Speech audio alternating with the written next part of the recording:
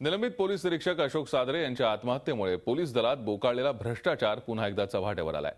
सादरे यांच्या आत्महत्येप्रकरणी पोलीस अधीक्षकांसह तिघांवर गुन्हा दाखल झाला असला तरी एका पोलीस अधिकाऱ्यानं आत्महत्येसारखं टोकाचं पाऊल का उचललं हा प्रश्न अनुत्तरितच असून याच प्रश्नाचा वेध घेणार आहोत पोलिसांचा पंचनामा या विशेष कार्यक्रमात।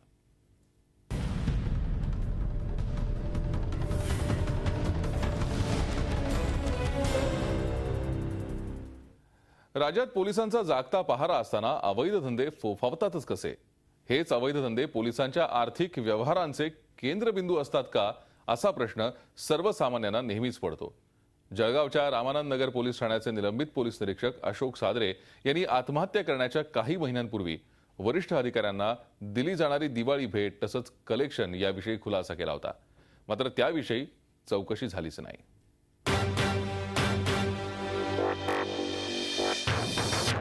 पोलीस खात्यातील भ्रष्टाचाराविषयी नेहमीच पोलीस दलात दबक्या आवाजात चर्चा होत आली आहे। एखादं गंभीर प्रकरण घडलं की काही काळ त्यावर चौकशीचा घाट घातला जातो, मात्र त्यातून फार काही निष्पन्न होत नाही।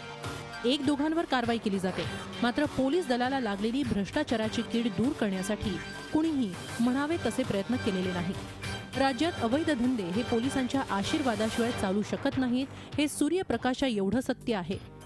अवैध व्यवसाय करणारे लोक त्या बदल्यात पोलिसांचा खिसा गरम करतात। जळगावचं पोलीस दल भ्रष्टाचारानं किती पोखरलंय हे जळगावचे पोलीस निरीक्षक अशोक सादरे यांच्या आत्महत्येमुळे जगासमोर आलंय। वरिष्ठ अधिकारी आपल्या हाताखालच्या अधिकाऱ्यांकडून सणासुदीला खास मौल्यवान वस्तू भेट घेतात, तसंच ठराविक ठिकाणी पोस्टिंग देण्यासाठी रेट ठरवला जातो। जळगाव जिल्ह्यातही हाच प्रकार घडत असल्याचं मयत पोलीस निरीक्षक अशोक सादरे यांनी काही पोलीस अधिकाऱ्यांशी बोलताना सांगितलं होतं। त्यांच्या संभाषणाच्या ध्वनिफितीतून हेच ऐकायला मिळतं।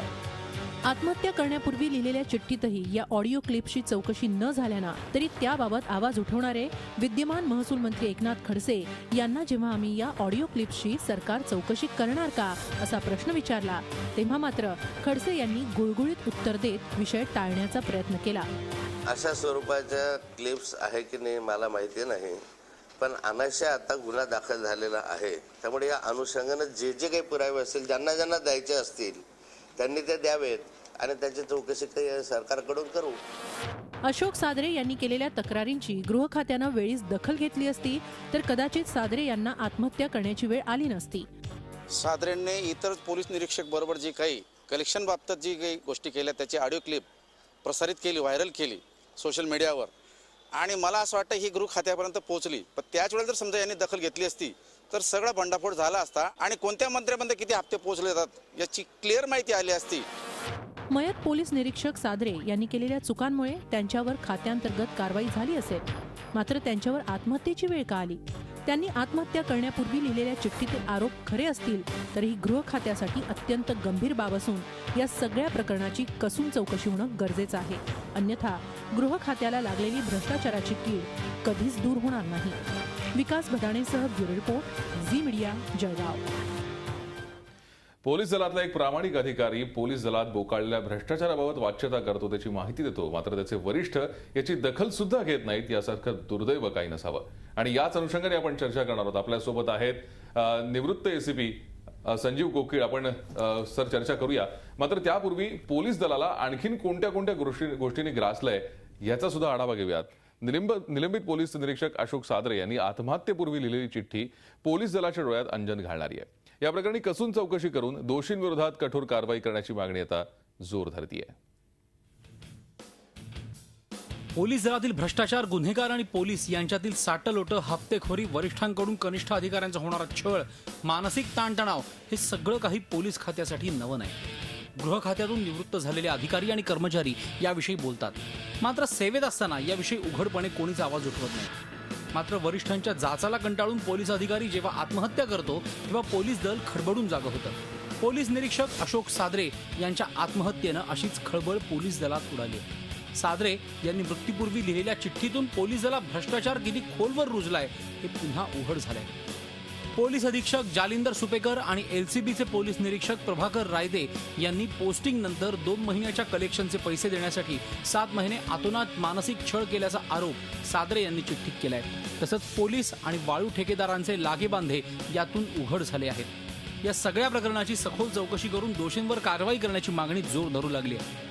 ही जी घटना झालेली आहे हिचा सखोल असा चौकशी झाली पाहिजे. जे कोणी यामध्ये दोषी असेल त्यांच्यावर कारवाई झाली पाहिजे. पोलीस निरीक्षक अशोक सादरे यांच्या आत्महत्येमुळे पोलीस दलावर पुन्हा एकदा डाग लागला असून पोलीस दलाच्या शुद्धीकरणाची मोहीम हाती घेण्याची आवश्यकता असल्याचं सर्वसामान्यांना वाटतंय. ज्या लोकांवरती त्यांनी त्यांच्या सुसाईड नोटमध्ये नावं घेतलेले त्यांच्यावर या ठिकाणी कारवाई झाली पाहिजे, त्यांना शिक्षा मिळाली पाहिजे.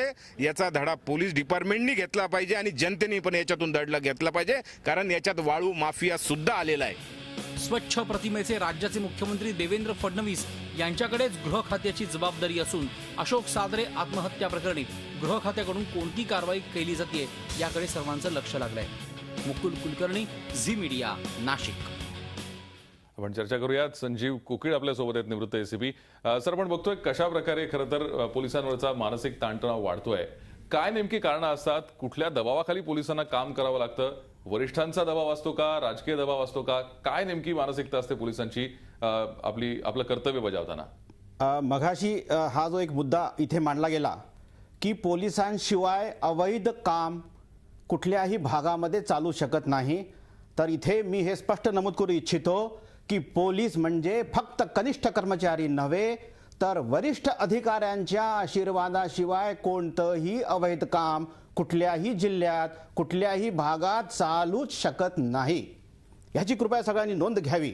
आणि सदरेंची जी आत्महत्या झाली त्याची ही पार्श्वभूमी आणि त्याची सुरुवात ही इथूनच होते की अमुक एक वरिष्ठाला हे सर्व अवैध धंदे सुरू पाहिजे आहेत आणि सदरेसारखा प्रामाणिक अधिकारी याला विरोध करतो, त्या वाळू माफिया विरोधात केसेस करतो. हे वरिष्ठ अधिकाऱ्यांना सहन होत नाही आणि मग अशा अधिकाऱ्याला काढण्यासाठी फार मोठं षडयंत्र सुरू होतं. आणि ह्या षडयंत्राचा भाग म्हणजे हे वरिष्ठ अधिकारी ज्यांनी काही कनिष्ठ अधिकाऱ्यांना आपल्या अंकित केलेले असते, आपल्या स्वार्थासाठी आपली स्वार्थी कामं ते त्यांच्याकडनं करून घेत असतात आणि मग त्यांच्या माध्यमातून खोटे अर्ज फाटे, खोट्या तक्रारी गोळा करायच्या आणि सदरेसारख्या प्रामाणिक अधिकाऱ्याला टार्गेट करायचं आणि इतकं टॉर्चर करायचं, इतका मानसिक त्रास द्यायचा की शेवटी तो माणूस खचून जातो आणि त्याच्याकडे आत्महत्येशिवाय दुसरा पर्याय राहत नाही. या सर्व गोष्टीला वरिष्ठ अधिकारी जबाबदार आहेत.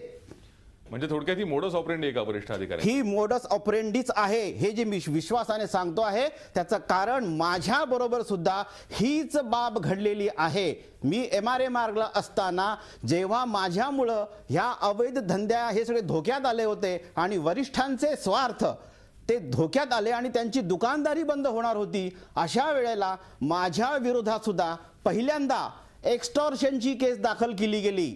सदरेंच्या बाबतीमध्ये पण हेच झालेलं आहे. त्यांच्या विरोधात सुद्धा एक्स्टॉर्शनची केस दाखल केली गेली.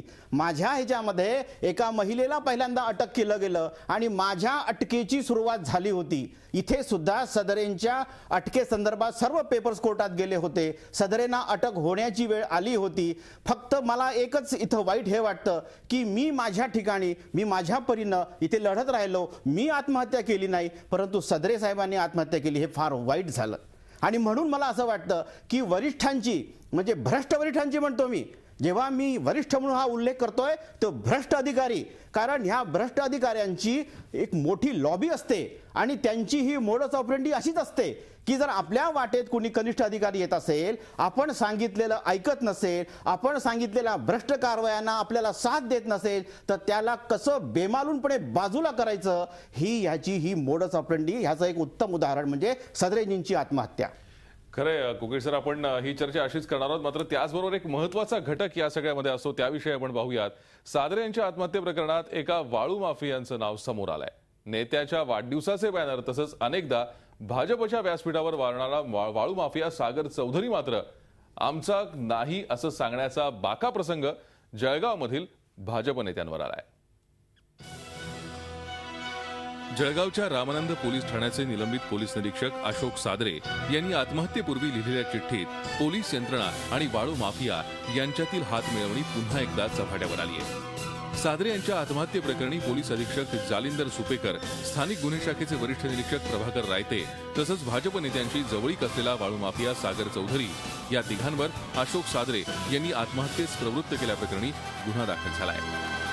वाळू व्यावसायिक सागर चौधरी हा भाजप आमदार गुरुमुख जगवानी यांचा समर्थक असून वाळू व्यवसायात पाय रोवण्यासाठी त्याला आमदार जगवानी यांनीच मदत केल्याचं बोललं जात आहे। चौधरीकडे पक्षाचं कुठलंही पद नसलं तरी महसूल मंत्री एकनाथ खडसे आणि आमदार गुरुमुख जगवानी या नेत्यांची त्याची किती जवळीक आहे हे सांगण्यासाठी ही छायाचित्र पुरेशी आहेत।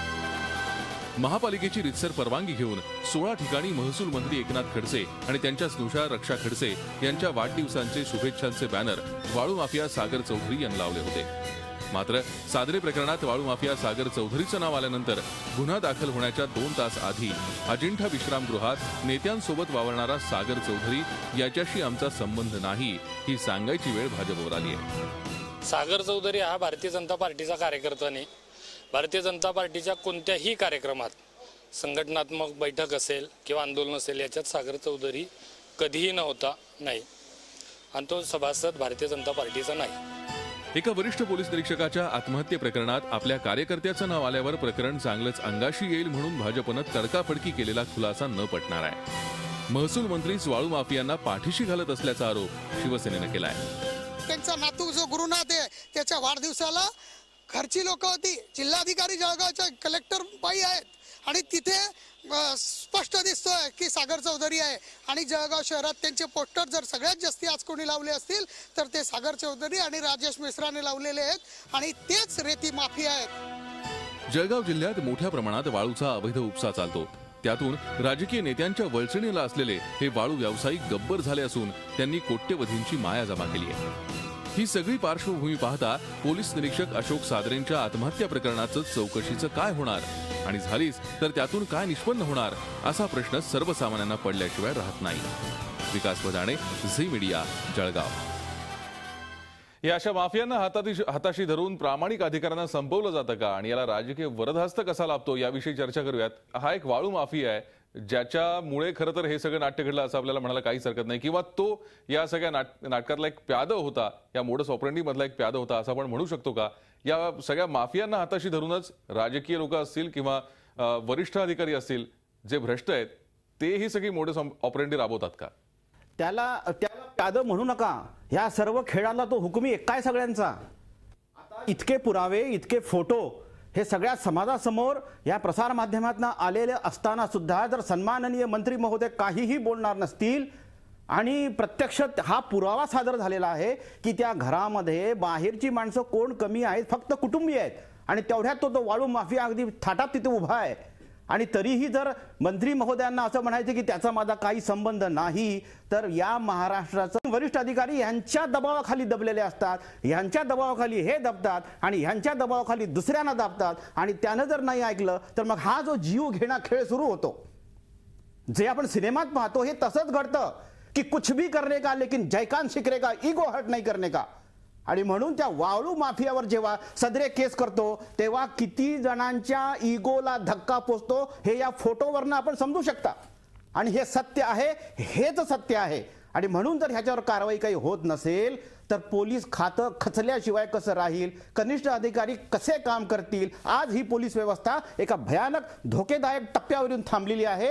मी या माध्यमातून माननीय मुख्यमंत्री महोदयांना विनंती करतो की सर आपण हातात चाबूक घ्या, अन्यथा हे नाठाळ घोडं, या व्यवस्थेचं नाठाळ घोडं अवाक्याच्या बाहेर जाईल। खरंय, खरं तर ज्यांनी सामान्यांचं रक्षण करायचं, कायद्याच्या आधारे रक्षण करायचं त्यांनाच कुठेतरी आता व्यसन घालण्याची वेळ आली की काय अशी खरं तर परिस्थिती आपल्या बोलण्यावरून जाणवतीये। जी मानसिक छळवणूक केली जाते वरिष्ठ अधिकाऱ्यांकडनं, ज्यांना हितसंबंध जपायचे असतात, राजकारण्यांशी असतील, अशा माफियांशी असतील, कशा प्रकारे कनिष्ठ प्रामाणिक अधिकाऱ्यांचा छळ केला जातो याची काही उदाहरणं सांगू शकाल? पुष्कळ आहेत। आपल्या मुंबई पोलीसमध्ये महादेव जाधव इन्स्पेक्टर साधारणपणे 98च्या आसपास काळा चौकी पोलीस ठाण्यात त्यांनी आत्महत्या केली, आपल्या डोक्यात त्यांनी गोळी झाडून घेतली। हा सीन तुम्ही सिंघम चित्रपटात आत्ता पाहिला, तो आम्ही 1998 मध्ये बघितलेला आहे। आणि महादेव जाधवनी जसं सदरेंनी आता सुसाईड नोट लिहून ठेवली होती तशीच त्यांनी सुद्धा सुसाईड नोट लिहून ठेवली होती, परंतु काय झालं, तत्कालीन कनिष्ठ अधिकाऱ्यांना सोबत घेऊन त्यावेळच्या वरिष्ठांनी ती सुसाईड नोट फाडून टाकली, पुरावा नष्ट केला। हे सगळ्या दुनियेला माहीत झालं होतं, पण त्यांच्यावर कारवाई काय झाली? त्यांच्यावर कारवाई काहीही झाली नाही। उलट त्यांना वेळच्या वेळ टप्प्याटप्प्यावर प्रमोशन मिळत गेली, त्यांना पदकं मिळत गेली आणि ते अगदी शांतपणे रिटायर झाले। आणि ते कुटुंब मात्र महादेव जाधव गेले आणि ते कुटुंब आजही आपल्या महादेव जाधवांच्या नावाने अश्रू ढाळत आहे। हे अशा प्रकाराने कनिष्ठ जेव्हा असे आत्महत्या करतात आणि त्याच्यामध्ये जेव्हा वरिष्ठांची नावं जोडली जातात तेव्हा ही वरिष्ठ लॉबी एकमेकाला सांभाळून घेते, त्यांना तोफेच्या तोंडी देत नाही. मग प्रश्न असा पडतो की हा कायदा सामान्यांसाठी वेगळा आणि खास वरिष्ठांसाठी किंवा खास नेत्यांसाठी वेगळा आहे का? हो, असाच राबवला जातो का? मग कायदा कसा राबवायला गेला पाहिजे हे तरी आम्हाला समजावून सांगा. खरंय खरंय, आपण म्हणताय या सगळ्या परिस्थितीवरनं एकच लक्षात येतं की आता वेळ आलीये, आता तरी डोळे उघडण्याची आणि या सगळ्या पोलीस दलात भोकाळलेल्या भ्रष्टाचाराला, या बेलगाम वर्तणुकीला आळा घालण्याची. सर, जसं आपण मगाशी उदाहरण दिलं जाधवांचं किंवा आता आपण सदरेंचं उदाहरण बघितलं, सुसाईड नोट त्यांनी लिहून ठेवली, त्यात अनेक जणांच्या नावांचा उल्लेख आहे, कारवाई होताना दिसत नाहीये. ही कायद्याने कारवाई करणं बंधनकारक आहे का, हा एक प्रश्न. आणि आता ही जी सगळी परिस्थिती बघतोय आपण, यामध्ये सरकारने नेमकी काय पावलं उचलावीत असं आपल्याला वाटतं आणि पोलीस दलातल्या कर्मचाऱ्यांनी जे प्रामाणिक आहेत त्यांनी काय करायला हवं, थोडक्यात सांगाल? कायदा स्पष्ट आहे. इंडियन एव्हिडन्स ऍक्ट 32 याप्रमाणे सुसाईड नोटमध्ये ज्यांची नावं आत्महत्येसाठी कारणीभूत झाली म्हणून नमूद केलेली आहेत त्यांच्यावर त्वरित गुन्हा दाखल झाला पाहिजे.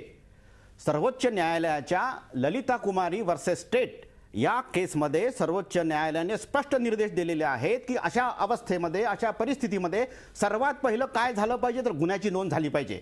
ती इथे पहिल्यांदा झालेली नाही. तशीच ठाण्याचे बिल्डर परमार यांच्या सुद्धा आत्महत्येमध्ये झालेली नाही. आणखीन एक गोष्ट, तपास फक्त आत्महत्येसाठी प्रवृत्त का केलं एवढ्या विषयावर चाललेला आहे, हेही चुकीचं आहे. दोन्ही सुसाईड नोटमध्ये परमारांच्या आणि सदरेंच्या भ्रष्टाचाराचे मुद्दे नमूद आहेत, पैशांचा उल्लेख आहे. त्यामुळे अँटी करप्शन ऍक्टची कलमं ह्याला लावली गेलेली नाहीत. हे अतिशय चुकीचं आहे. म्हणून ह्या गुन्ह्यामध्ये अँटी करप्शनची कलमं लावली गेली पाहिजेत आणि ह्या केसेस स्थानिक पातळीवर नीट होऊ शकत नाहीत, त्या अँटी करप्शनलाच दिल्या पाहिजेत. आणि प्रश्न राहिला तो भ्रष्टाचाराचा. हा इतका मोठा भस्मासूर आहे की ह्या व्यवस्थेमध्ये आता ही व्यवस्था कॅन्सर सारख्या 3ऱ्या स्टेजला आलेली आहे. त्याच्यावर औषधोपचार फार अवघड होऊन बसलेला आहे. माननीय मुख्यमंत्र्यांना मी एवढीच विनंती करतो की आज महासंचालक प्रवीण दीक्षित साहेबांसारखे जे काही थोडेफार वरिष्ठ अधिकारी या खात्यात शिल्लक आहेत, कृपा करून त्यांच्याशी संपर्क करा, त्यांचे सल्ले घ्या आणि ह्या व्यवस्थेमध्ये सुधारणा घडवून आणा. हे फक्त तुम्ही करू शकता, दुसऱ्यांचं काम नाही. खरंय. आपण आशा करूयात की आपला कार्यक्रम बघून कदाचित मुख्यमंत्री या सगळ्यावरती ताबडतोब अंमलबजावणी करतील आणि यापुढे तरी किमान पोलीस दलातले जे प्रामाणिक कर्मचारी आहेत त्यांच्या आत्महत्या टळतील. खऱ्या अर्थानं पोलीस दलाचा पंचनामा करण्याची वेळ आली आहे असं आपण म्हणू शकतो. आपण या चर्चेत सहभागी झालात त्याबद्दल आपलं खूप खूप आभार. या विशेष कार्यक्रमात इथेच थांबतोय. पाहत राहा झी 24 तास.